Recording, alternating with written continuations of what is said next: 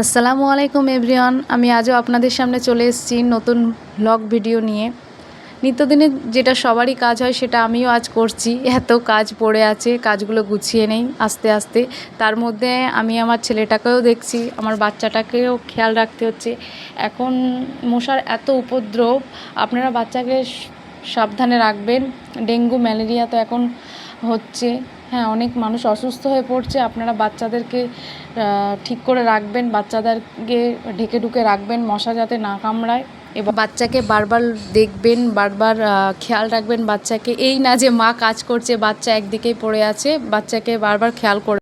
খুবই নার্ভাস লাগছে, তাই জন্য আমার কথাগুলো বেঁধে বেঁধে যাচ্ছে। আপনারা সাপোর্ট করুন, অবশ্যই আমার পাশে থাকুন। আমি এগিয়ে যেতে চাই এবং জীবনে অনেক কাহিনী, অনেক কিছু তুলে ধরতে চাই, আপনাদের সাথে শেয়ার করতে চাই। আপনারা যদি শুনতে ইচ্ছুক হন, আমার ভিডিওটিকে সাবস্ক্রাইব করে দেবেন এবং আমার পাশে থাকুন এবং দোয়া করবেন আমাদের জন্য।